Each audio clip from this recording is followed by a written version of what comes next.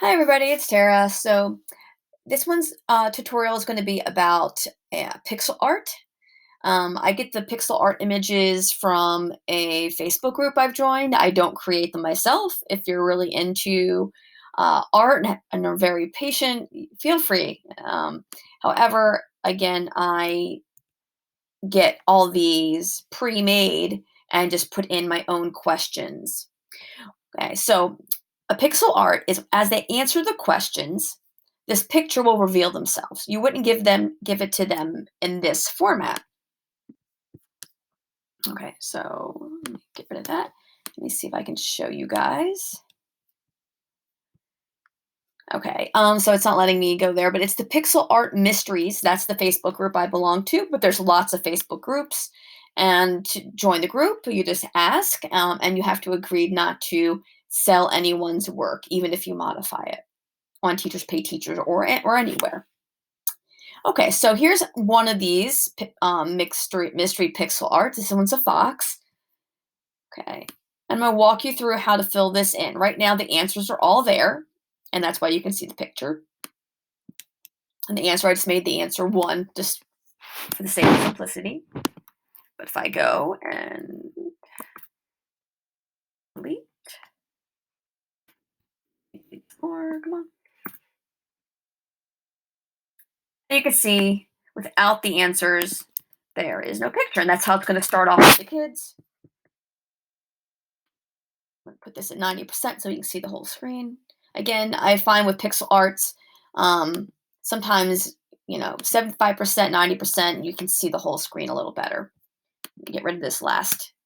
Delete the last answer, and this is how they'll start off. Okay, so you as the teacher can fill it in whatever your goal is. Maybe you're doing vocabulary. This is very good for that.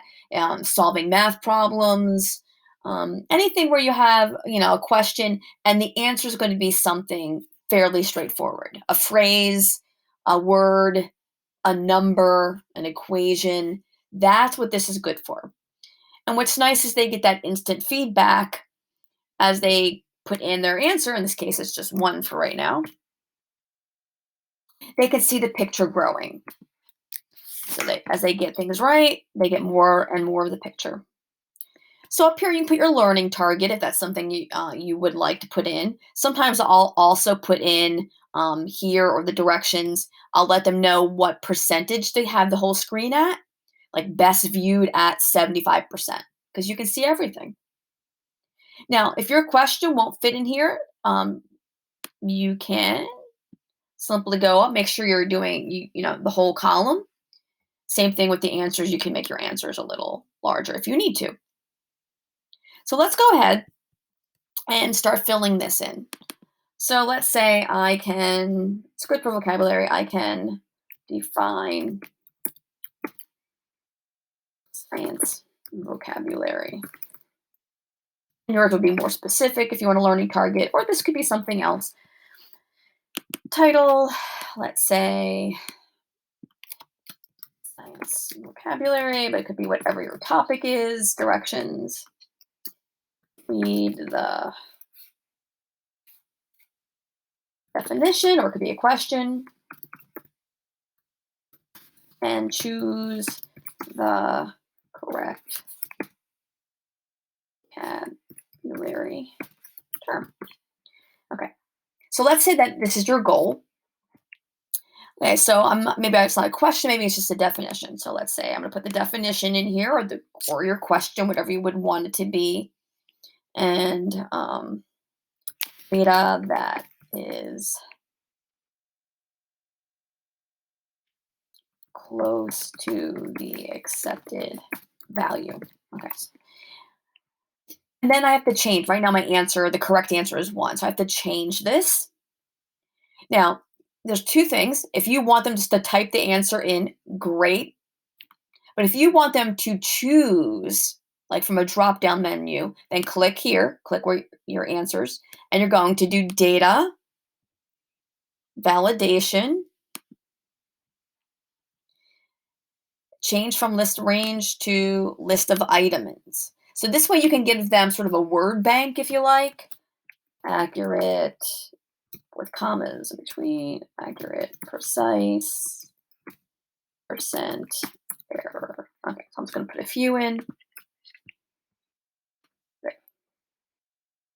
Okay, so they would choose. Okay, yep. So now since I changed it, it has to be from the list, and that's not from the list. So data that is close to the accepted value is accurate. Now, I have to change so that now the picture and the sheet knows that there's a new answer. The answer is no longer just that generic one. Okay, so for that, I have to go to Format, Format up here, Conditional Formatting. And it seems like a lot, but if you do a bunch of these, you get really fast at that.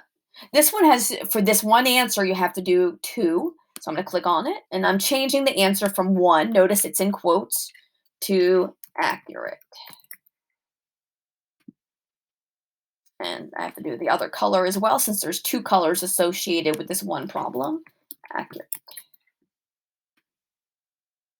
Okay. So now, when they choose, if they choose something that's not correct, okay, let me get rid of that. Let's see. So if they choose something not correct, nothing shows up.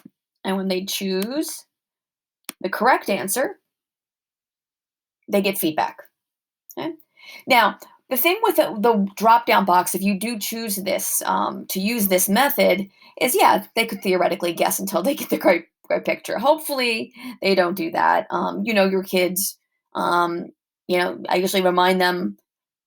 You have to keep guessing and guessing and guessing. That wastes time. If you just use your notes, you learn the vocabulary, you'll get it right the first time, and you'll actually save time.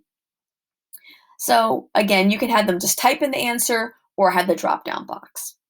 If you want them to just type the answer in, then you don't need the data validation. Right? So here, let's say here, I'm not going to have a drop-down box. They're going to answer the let's say instead of doing a definition, let's say, I don't know, 2 plus x equals 4. Okay? And let's say you want your answer to be 2. So here, I don't want data validation. I'm going to make sure my data validation is off. Remove. I don't want data validation, but I do need to change that answer. So notice I'm still clicked here. Format, conditional formatting. And now I'm going to change the answer to 2. And since, again, there's 2 colors associated with this one problem, I do have to change both. Now, instead of picking from a box or a word box or picking from a list of items, they can just put the number in too. And then you get it correct. Yeah. So these are a couple ways of doing this. Again, I think it's great for review, for practice. I don't use this when they're first learning something new. I use this to reinforce. Right? And again, it can be good for vocabulary. I've seen it used in ELA. I've seen it used in math. Pretty much all subject areas where you're trying to just some basic information, or I've seen it with literary terms. Lots of things or examples.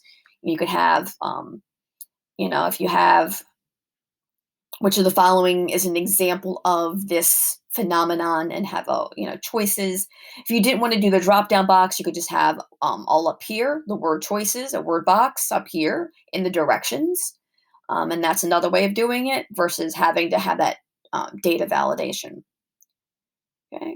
Okay, so I hope this helps. If it was too confusing, just go back, rewatch it, pause, and good luck. And again, for this one, you would have to have all. This is 1, 2, 3, 4, 5, 6, 7, 8, 9. So you'd have to have 9 problems. Okay? Different pixel arts will have different numbers of problems to go with it. Right. So that part, I usually get the ones that are pre-formatted. And again, that's Mysteries in Pixel Art Education. I can put that link in there. And there's plenty of different pictures to choose from.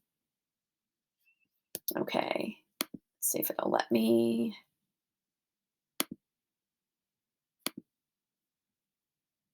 Okay, so here it is, Pixel Art Mysteries in Education. I don't know if hopefully you're seeing the screen. And again, you can see, now some of them are puzzles and they work a little differently, but you can see there's a lot of different pixel art. And you can tell the ones that are pixel arts versus the others.